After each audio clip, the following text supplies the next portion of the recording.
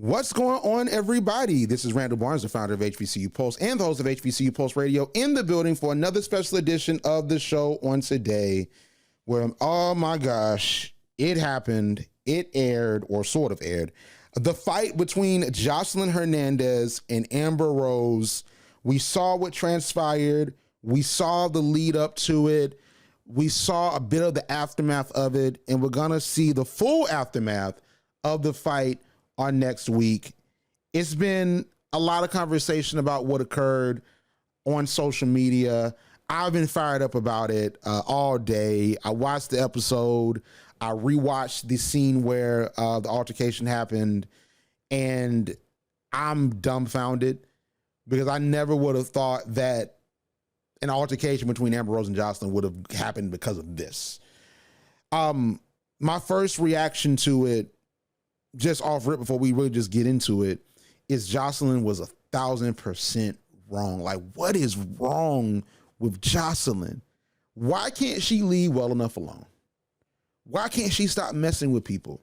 Why can't she understand that sometimes your voice is not the most important voice, and sometimes people have a different experience than you? Amber stood up for herself, and it's a lot of interesting things and some nuggets and some jewels that were dropped throughout the season up to episode 6 that told you that this was going to happen. And we're going to really talk about it. And I just think that it is unfortunate. It's sad. I said this last week that I'm not your typical reality TV show watcher. So I look at this a little bit differently from an HBCU perspective, like in running HBCU Pulse and, you know, dealing with situations like this and seeing situations like this play out. Like, I don't think it's really funny, man, to be honest. I mean, like, especially what led from it and what's going to potentially happen. Like, I don't think it's funny. I don't think it's cool. Like, I know it's celebrities. It's a show. It is what it is. But, like, Amber was really growing and she was finally starting to open up, only for her to get attacked by Jocelyn. It's a lot. So let's go on and unpack it. So, you know, the episode is a direct continuation from what happened at the end of episode 5. They were outside drinking on the aux court, having a good time. Amber Rose plays metal music, and she talked to Ray J and Orion about how oftentimes a lot of folks felt as if she was, you know, too white for the black people, too black for the white people. And, you know, that sort of, you know, caused her trauma and stress. And she decided just to say, F it and be her own person. And I totally understand that. And her and Jocelyn get into it a little bit because Jocelyn don't want to hear the heavy metal music. Quay tries to stand up for her, but Amber and Quay get into it because of that. Quay is a little bit drunk or tipsy or what have you, and him and Amber exchange some very harsh words. Amber is not feeling it at all. She decides to leave and sleep in Amon's room. So basically, Amon and Amber switched beds because she did not want to be around Quay. Quay felt immediate remorse right after they had that back and forth in the last episode. He immediately tried to apologize because he knew he was wrong, but Amber was not hearing that at that point. We see them wake up. Amber still, you know, she wakes up still sort of feeling away. Quay goes over and tries his best to, you know, quell her concerns and say, hey, I did not mean it. It was a wild night last night. I was drunk and I was trying to stand up for you. And Amber essentially said, I don't need you to stand up for me. Like, I've been, you know, dealing with this my whole entire life. I don't need you to stand up for me. I'm perfectly fine. So that was a seed to me that was planted for what was about to happen. And it doesn't help that what we saw in their civil rights class and their African-American literature class. So you have the Dr. Robinsons in the civil rights course. You have Dr. Trimble in the African-American literature course. So in the civil rights course, they were talking about how you had government officials meet with black leaders, and the white government officials wanted to basically uphold segregation, but they wanted to uphold segregation with the promise of separate versus equal, promising those black leaders, if, you know, we stay segregated, We're going to make sure that we put money into public education, ensure that your communities are getting funded so you can stay away, from white folks, And of course, we know that separate but equal was never truly maintained. Yes, Black folks were able to build thriving communities and thriving institutions like HBCU, such as Alabama State University, but it was never fully upheld and obtained. And there was a penalty of, honestly, mortal harm, if Black folks, upset the lines that, were started by segregationists, and then that was really, the onset of the problem. And, integration clearly was the best way to go, because why would you not treat everyone like they were equal if all of us have inalienable rights based on the Constitution? But that's a whole different conversation. So that's the conversation that you have at HBCUs, though. And I thought it was a really great conversation about, hey, do you think that they should have stayed segregated, or do you think that integration should happen? And Amber said integration, Orion said integration. Of course, Jocelyn, of all the people, said, hey, it should have stayed segregated. And then it turned into a situation where Jocelyn used Black folks being segregated from white folks to target Amber for some odd reason and throw shade at her. Quay felt away. Everyone felt away in that classroom. Everyone was like, why is Jocelyn singling out Amber like that? That makes no sense. We understand that Amber is mixed race, but funny thing, Parker's mixed race too. So that's the funny thing about it. Parker is mixed race as well. And it didn't seem as if Jocelyn was lobbing that at her. It seemed as if it was a personal affront to Amber. So we see them go into the African-American literature class with Dr. Trimble, and they go deeper into racial identity and racial barriers that they have to cross. And I think a lot of people are misconstruing seeing the clip that's been circulating of the scene and not seeing the full context of the season. So let's talk about the context of the season. Amber has been unpacking her racial trauma since episode 1, when she was sitting down outside talking to Orion about how she used to carry a knife to school to protect herself from being bullied because she was biracial. And also she said she used to get into fights very often because a lot of folks used to test her. And when she went to Black schools in Philadelphia, they would call her the white girl. So she's dealt with trauma based on her racial identity for a little minute. So the folks that are watching the show, you're privy to that information.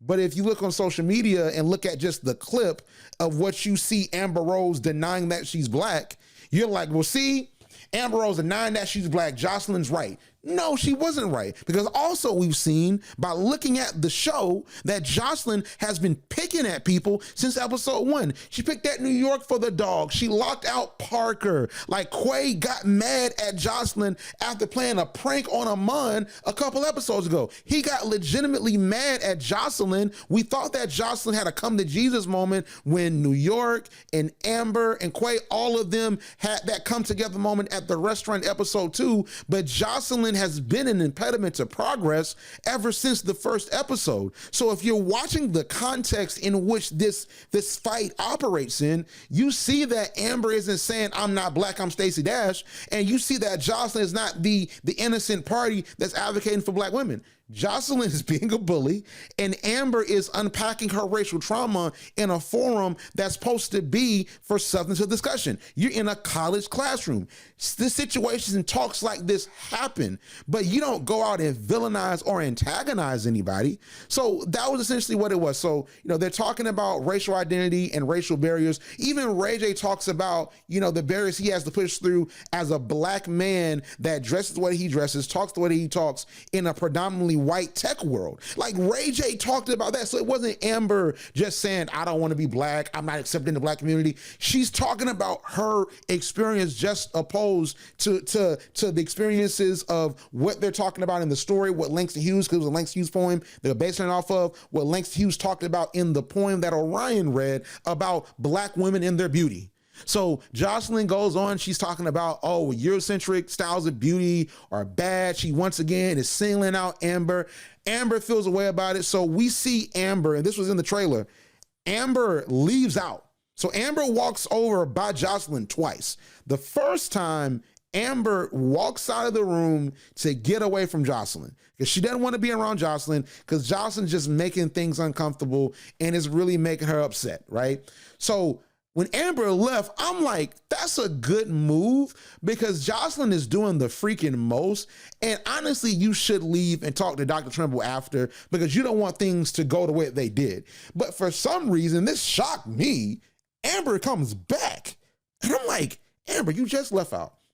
You just made a good decision because you don't want to get into a fight. You don't want to jeopardize this experience. You don't want to make Alabama State look bad. You don't want to, make your castmates look bad. So she comes back in, and I understand why she came back in. She came back in because she didn't want Jocelyn to be an impediment upon her getting her education. And I respect that and I support that. But it was only gonna get worse from there because Jocelyn, she was still gonna keep talking to her and still feel the way that she felt.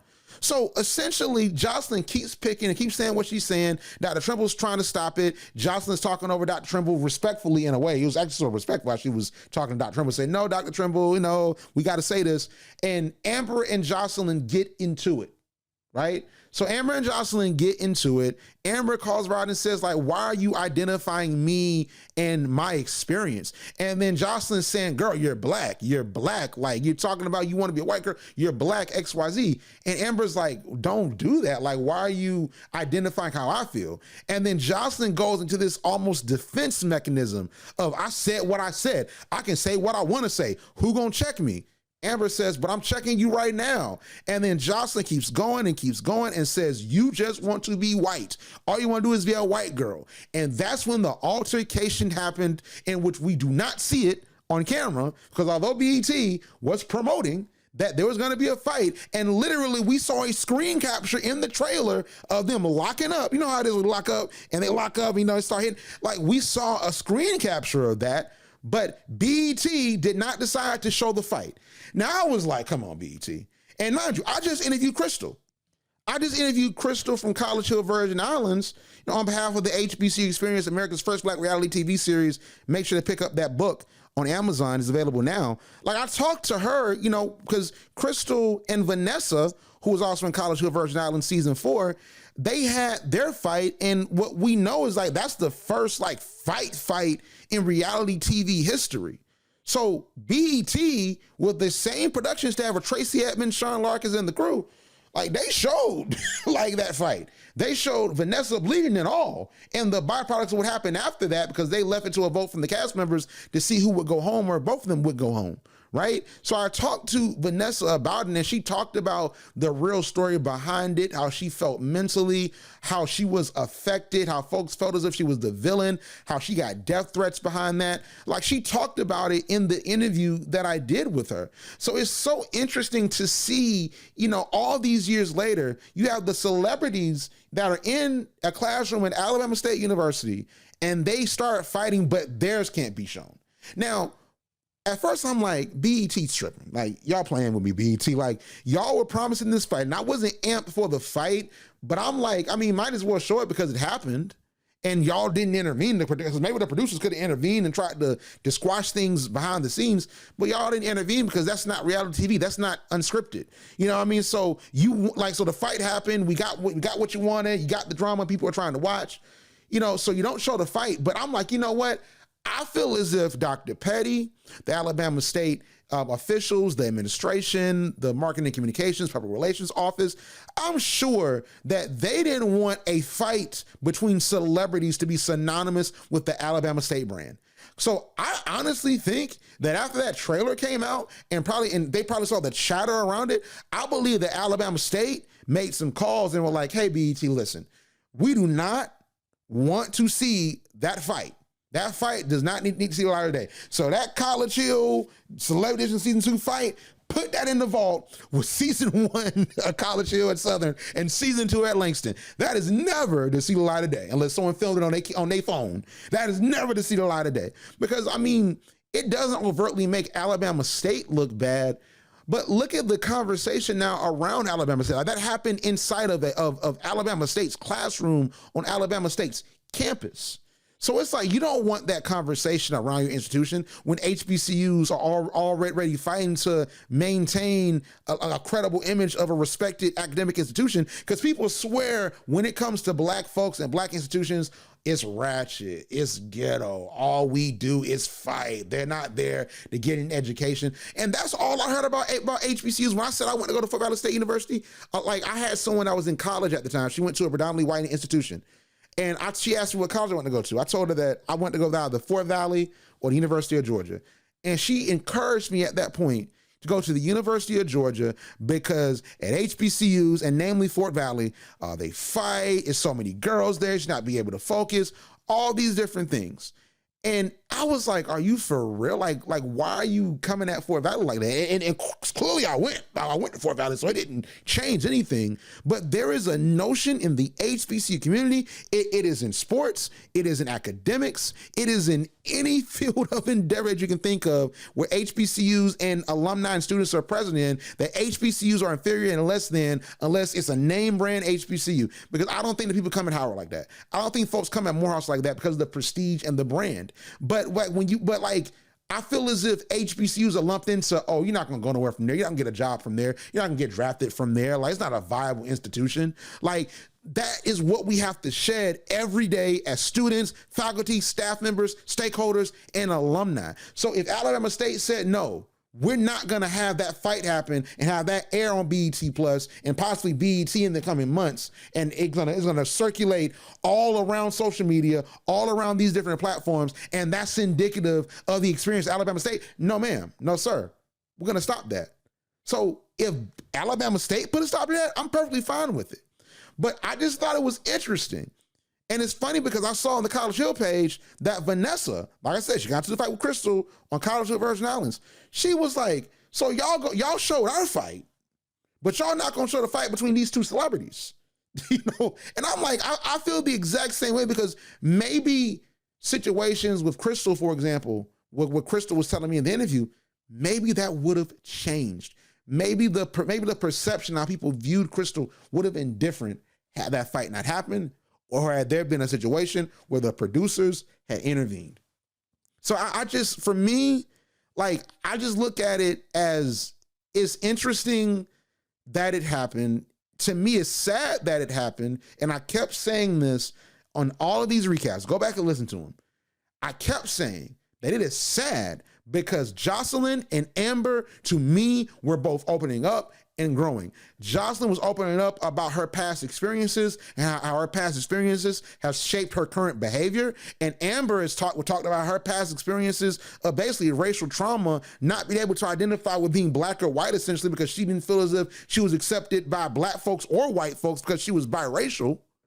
Like, she was unpacking that, and she was in a space in a civil rights course and African American literature course to unpack that. Both Jocelyn and Amber were actually good students. I would even look past the fact that Jocelyn skipped class that one day. Come on, that was fine. We all skipped class. Like, that's all good. Jocelyn was doing a good job. She's done great projects. She identified with the Black history very well. It was amazing how Jocelyn was doing just to amount to her bullying somebody again.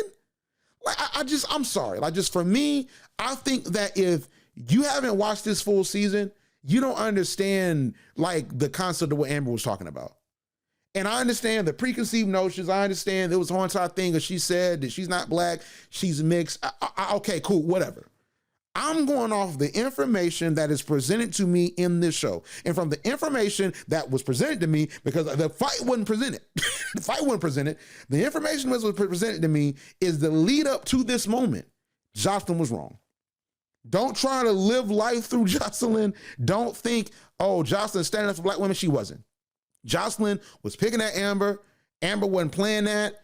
Amber didn't think that Jocelyn was also big and bad and was afraid of her. Amber literally said that she used to fight every day when she was in Philly. She used to fight every day because people tried her and they made fun of her for being biracial and called her the white girl. So you don't think that this young lady that is unpacking her trauma right now and clearly is going through so much, you don't think that she not gonna tee off on you? What you mean?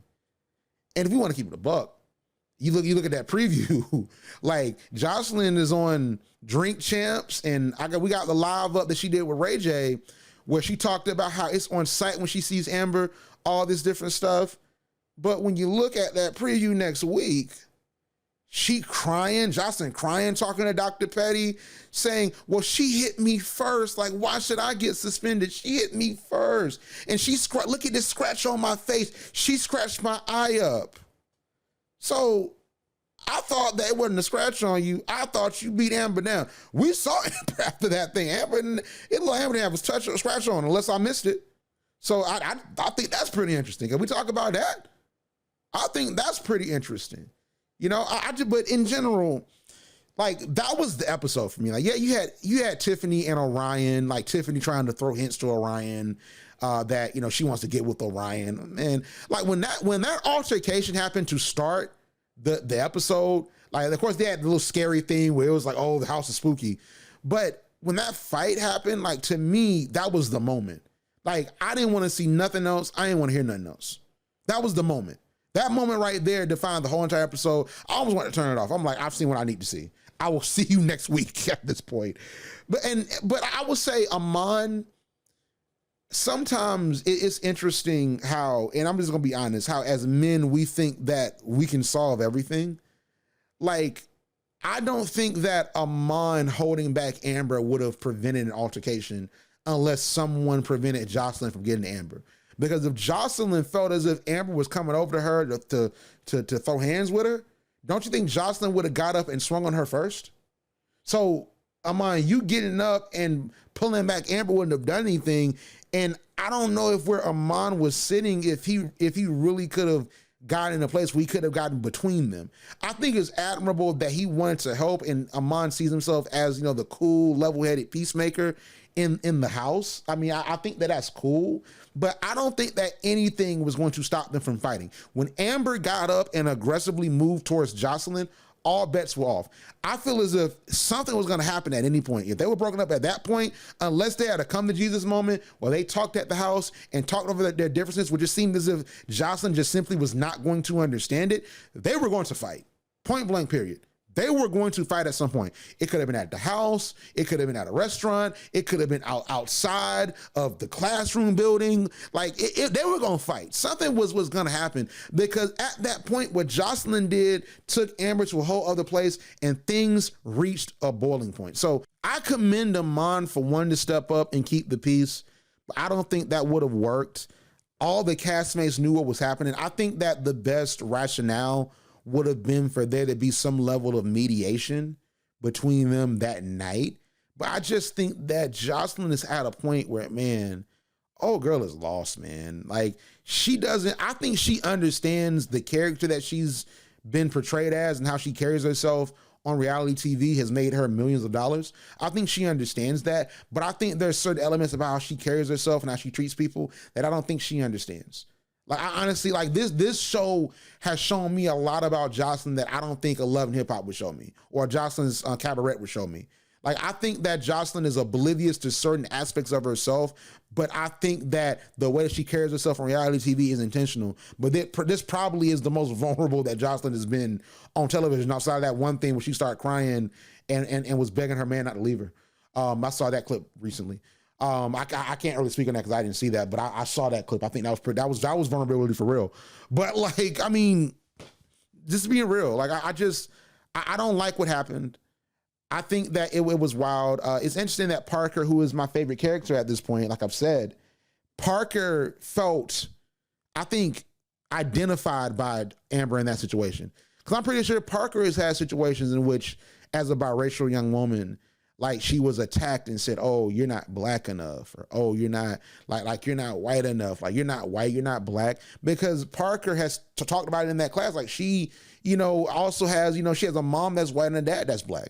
You know, so, and she even talked about it in the last episode where she had moments, where she had shaky confidence in situations that dealt with her racial identity, that tried her confidence, that, you know, so, like, I feel as if when Amber stood up to Jocelyn, you saw that Parker rocked with that, because it's like it was almost like Amber stood up for her. Because imagine how Parker felt in that situation with Jocelyn saying, oh, like, you're not white, you're black. Like, imagine how Parker felt in that situation. And, you know, like, I'm not trying to put on a cape for nobody or what have you. I just think that is wrong. Now, what I will say about Amber, I will say that Amber, like I said, I think she should have just walked away, left the class, maybe talked to Dr. Petty, maybe talked to Dr. Trimble after everything was over, give some things time to boil over, because at the end of the day, I think that Dr. Petty's going to see that next week. Like, it was an opportunity for that fight not to happen. It was an opportunity for that fight not to happen, and Jocelyn did not throw the first punch. But Jocelyn instigated it. And I think sometimes when it comes to situations like this, in higher education especially, we don't put a burden on the person that instigates the situation. Because Amber didn't just get up and decide, you know what, I'm a punch Jocelyn today. I just feel like I'm upset. I got a bad grade on midterms. I'm gonna just knock out Jocelyn today. Like, that's not what happened. Like, yeah, Jocelyn get up and hit her, and yeah, there could have been other remedies, but at the same time, Jocelyn started that because she was verbally accosting Amber and basically going in on Amber, and she was bullying Amber. So hopefully, like, they don't look at Amber as, oh, she was the aggressor, so we're gonna go crazy on you. Like, I hope that they look at Jocelyn like, Jocelyn, what are you doing antagonizing that girl? So in general, like I said, everything else in the episode that wasn't dealing with the altercation in the fight, bro, y'all can keep it at this point. I mean, the midterms, I was shocked that Quay got a lower GPA than Ray J, but I guess that Quay was missing a whole lot as he was preparing for the Magic City Classic. I guess he was missing a bunch when it came to his classes, because the fact that Quay was pretty attentive, he was studying, he was serious about his work, and Ray J was leaving, skipping like classes, didn't go to class at one time, and Dr. Petty came to the house and told Ray J that, listen, if you don't tighten up, we gonna kick you out of this university, and he got a higher GPA than Quay. That was interesting. But of course, I gotta say this about Parker. Of course, Miss Parker is the valedictorian if the season ended this episode. Why wouldn't she be? That's why she is my favorite character. And I said that out of everybody, I thought it was going to be Parker, it was going to be Orion. I thought it would be Quay, because I was wrong about Quay, and I thought that New York would fare better, and New York did pretty good. But Parker is going, and that's why she's my favorite, man. Listen, the youngest in charge, she my age. Like, she 27, I'm turning 27 on Christmas Day, getting it done. Not letting the drama get to her. Getting locked out her room, all this different stuff going on. Guess what? Still made it happen. Still got a high GPA. So shout out to Parker for that. That's my girl right there, all right? But outside of that, I have nothing more to say at this point. I will have more to say next week when we see, the verdict of what happens between Amber and Jocelyn. And I hope that Jocelyn doesn't continue this tour in the media of saying, yeah, I beat Amber up and this is what happened. Because Jocelyn, we see that you were in the wrong, but there's people that don't. And I don't know. If you don't see what's wrong, if you don't see that Jocelyn was wrong, I have no help for you. I have no help for you. You're not going to see my point of view. But I hope that Amber, if she, felt trauma behind this or felt a way behind this, I hope she's healed from this. I know this has been months ago, but hopefully she's healed from this and moved on. I hope that she finds peace within her identity and her past experiences, because I think that we all have to find peace in what we've gone through. And I hope she does find that peace. And I hate that if she does get kicked out along with Jocelyn, or Jocelyn stays and she gets kicked out because she was the aggressor. I wish that it could have gone differently. And if Jocelyn got kicked out, because it seemed as if she did say she got kicked out, to be honest with y'all, Jocelyn should not come back, because Jocelyn is a danger to every celebrity that steps foot in that house. Jocelyn is a danger at this point. She did her work. She was doing really good, but Jocelyn's a loose cannon. She shouldn't be around nobody in that type of setting at this point. Keep her on Love and Hip Hop at this point. With Amber, if Amber got kicked out, if Amber does want to come back at the next HBCU, if there's another HBCU that they're going to, invite Amber, because I think that she would benefit a lot from that situation. And I think that she was benefiting a lot from what was going on already. But yeah, that's all I got to say. I'm halfway flabbergasted, sort of entertained, but I'm not with it. But I'm also flabbergasted by people's takes on the situation, because clearly the people that watched the altercation on social media and didn't pay the $9.99 to watch the show, y'all are missing a whole lot of context that led to the whole entire situation. Like, take your preconceived notions and biases about Amber out of it and look at the information presented, even if it's not the whole entire story. That's all I can go on. I don't have access to like the unedited footage. I'm just looking at what's presented, and Jocelyn clearly was wrong. But outside of that, that is it for me. Listen, we have an interview on HBCU Pulse Radio with Crystal Lee. Like I said, she was in College Hill, Virgin Islands, and of course, she is unfortunately known for her altercation with Vanessa. So we got a chance to talk to her. She's in the HBCU Experience, America's first Black reality TV series that's available on Amazon right now. It is a book where several cast members from College Hill, they talked about their experience and the positivity that came from the show, also their HBCU experience. Make sure to go get that book. It's going to air on SiriusXM. If you're listening to this before Friday, June the 9th at 5 p.m., it's going to air on SiriusXM channel 142 HBCU at 5 p.m. Eastern, 4 p.m. Central. The podcast will also be available on Friday at 5 p.m. Eastern, 4 p.m. Central. In light of what we just saw, I really would encourage everyone to go check out that interview because it's very illuminating for how the whole entire situation went down and the byproducts of what happened. But outside of that, make sure to follow HBCU Pulse on Instagram and YouTube at HBCU Pulse, Twitter and TikTok, the HBCU Pulse. Make sure to subscribe to HBCU Pulse Radio on Apple Podcasts, Spotify, iHeartRadio, Odyssey, wherever you get your podcast. And if you want to donate to HBCU Pulse, cash up us at $HBCU Pulse or go to paypal.me/HBCU Pulse. Any amount is helpful. But outside of that, thank you so much for tuning in. I will see you on the other side, and I guess I will see you next week. Like what you hear?